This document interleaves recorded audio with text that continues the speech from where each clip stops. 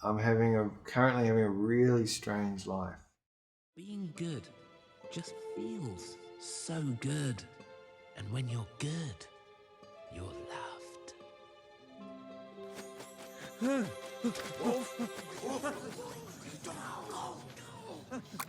It's the bad guys! Arrest them!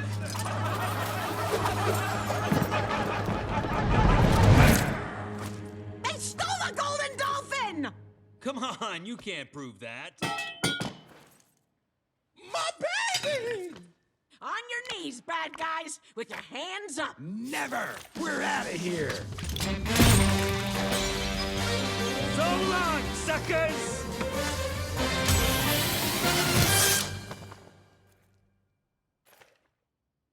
Well, this just got a little weird. It was eventually, I found my voice when my kids got old enough to have senses of humor. So when they were really little, I was still kind of experimenting and trying to find what this is. And then when they hit around 6 or 7, I knew the stuff that they actually found really funny and what would trigger things. And then that just opened this door of how I could talk to them. And it was written very specifically for my boys, and then happily a broader audience.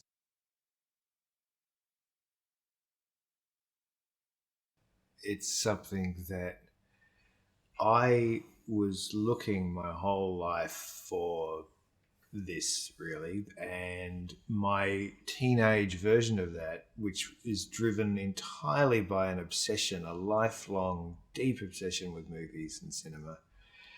My teenage version of entering that somehow was to perform, but I'm not a performer at all, and I kind of bluffed my way into it, I think, and I just never felt comfortable doing it, and I'm mortified at the memory of what I was as a performer. Not the stuff I was in, not the people I worked with. That was all great, but I simply don't think I was very good at it.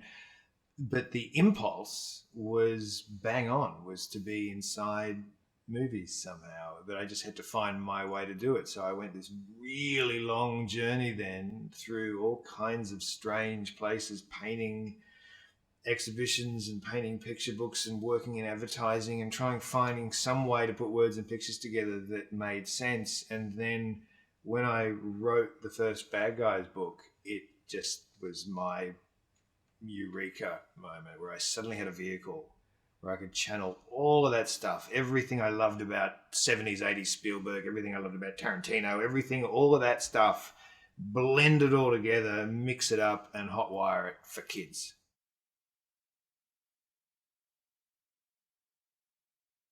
Well, maybe it looked like that from the outside, but on the inside, I always felt like I was just going from one random gig to the next with no control over my destiny or future in any way at all. And I always was just deeply uncomfortable with that. And again, if I felt like when I did the jobs, I was really transforming into something brilliant, then maybe it was different, but I never felt that. I never felt like I just had that quality. So I felt like I was on no trajectory other than one that was just sort of sadly heading down a hill. That's what it felt like to me. Yeah, well, I wish I could say the same about you. But now, I heard that you was a big movie producer now over in Hollywood. Oh, yeah. Who told you that? I don't know. Someone told me. I remember I took my agent a bottle of champagne and said, I don't want to do this anymore. And she was awesome. And then I went and I was painting at the time. And again, it was very formless and hadn't found my voice. And that took another 10 years or something. So it's been a gigantically long journey to here.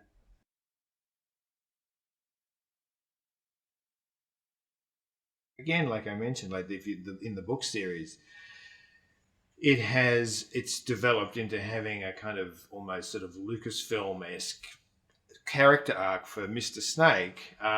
He, in many ways, is my Anakin Skywalker. That's sort of what he is in the long arc of things. But if I was just doing that, it'd be me ripping off George Lucas. It's not that. It's me taking that and my love of things like I got a 48 hours poster up in my studio.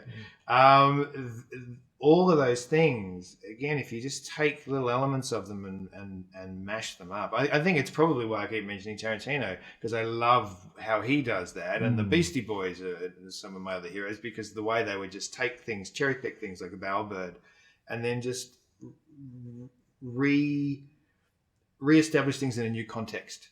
And that's really fun. And that's what is a lot of my favorite art has come from that. The art that I appreciate, whether it's Kill Bill or Paul's Boutique or any of those things. That's the stuff that really speaks to me and always has. I gave you an opportunity, a chance to show the world that you're more than just a scary stereotype, but you're too proud or too gutless to take advantage of it. Gutless? I'm gutless? Oh, I'm sorry. Have we met? I'm the villain of every story. Guilty until proven innocent, even if by some miracle we did change. Who's gonna believe us, huh? Of course you wouldn't know anything about that with your little Miss Perfect power suits. Is that so? Wait a second, how did you... A wolf and a fox are not so different. Maybe they will believe you, maybe they won't, but it doesn't matter. Don't do it for them. Do it for you. This is a chance to write your own story, to find a better life for you and your friends. Come on, what have you got to lose? I don't know, my dignity? Yeah, well, that ship has already sailed.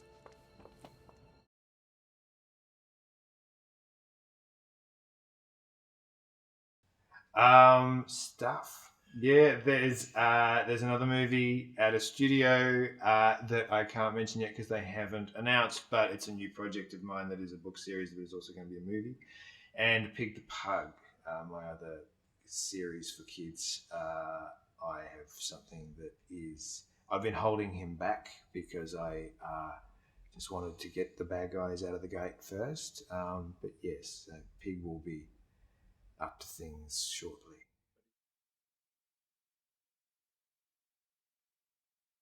I'm gonna ride this wave as far as it can take me at the moment, but yeah, I'm actually a gigantic horror fan, so that's a territory that really interests me. But I don't know,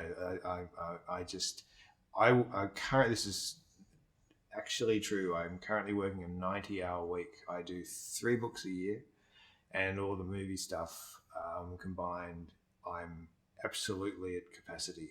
So when that clears a little bit, which it will by the time I reach the end of the bad guys, I think, because that'll be I'm at episode 16. There's 4 to go. Episode 20, 2 years from now, and my new series, which will be, it's shorter, so that will be kind of finished around the same time.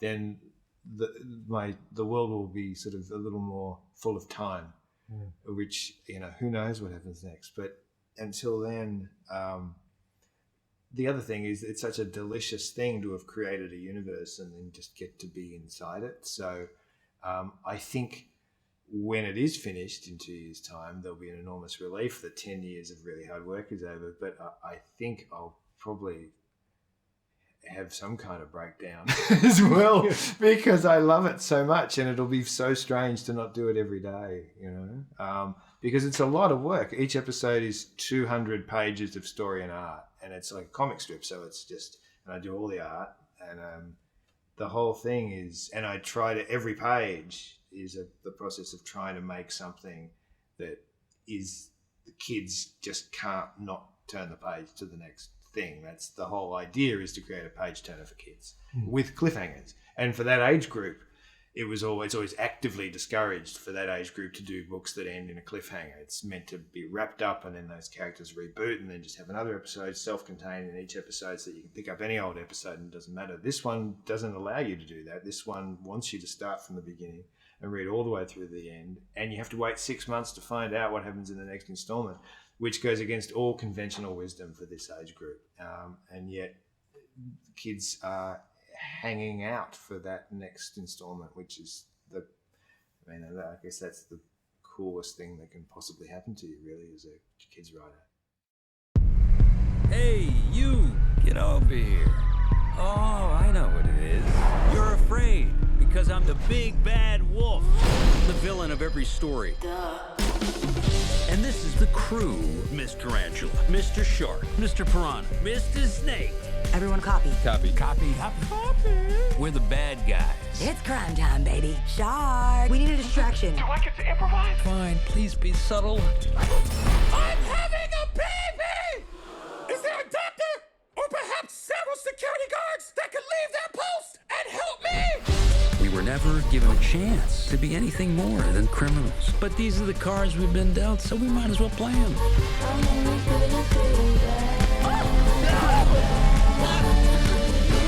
Here, let me help you. Are you okay, ma'am? Thank you, dear. You're such a good boy. Wait, what? I'm the bad guy.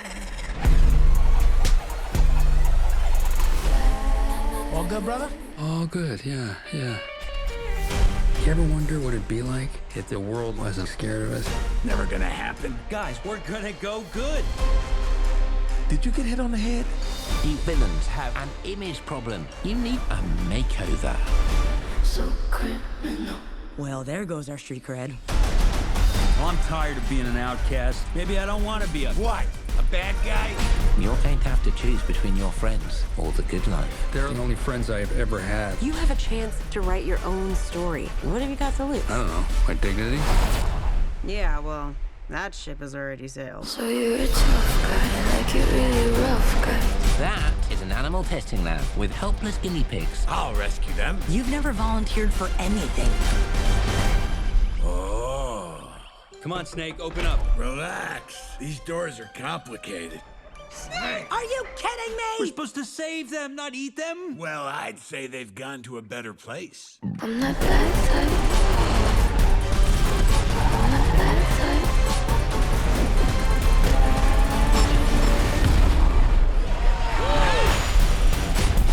I'm the bad guy.